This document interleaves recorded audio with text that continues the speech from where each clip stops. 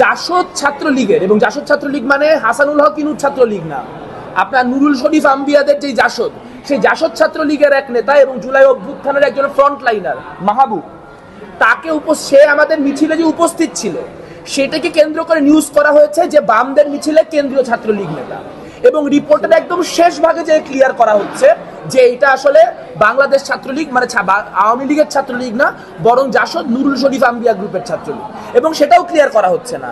পুরো নিউজটা রিপোর্টটা দেখলে আপনার মনে হবে এটা আসলে হাসানুল হক ইনুদের ছাত্রলীগ। তো এই কাজ করা হয়েছে কেন? ওই ঠিক যেই ছবিটাতে উনার ওই মাহবুবের ছবি একটা লাল দাগ দিয়ে গোল করা, তার পাশে একরামুল হক জিহাদ দাঁড়ানো। এখন আজকে যখন একরামুল হক জিহাদ আমাদের স্কুল ছাত্র বিষয়ক সম্পাদক, তার বাসার সামনে হচ্ছে উড়ো চিঠি রেখে যাওয়া হচ্ছে, তাহলে যদি তার কোনো কিছু হয় তাহলে এই সাংবাদিক কি দায় নিবেন নাকি নিবেন না? যারা সাংবাদিকতার নামে এই ধরনের ইতরপনা করতেছেন, এবং আমরা কিন্তু জানি কোন আউটলেটগুলি করতেছে, আমরা সবার নিউজ রিপোর্ট পড়ি। সো বাংলাদেশে কোনো পরিস্থিতি পার্মানেন্ট না, কাজেই সাংবাদিকরা যদি এইভাবে করে সাংবাদিকতার নামে জামাত শিবিরের এজেন্ডা বাস্তবায়ন করে তাহলে তাদের সাথেও ব্যাপারটা কনফ্রন্টেশনাল জায়গায় যাবে। আচ্ছা, আমি একটু একটা ব্যাপার উল্লেখ করতে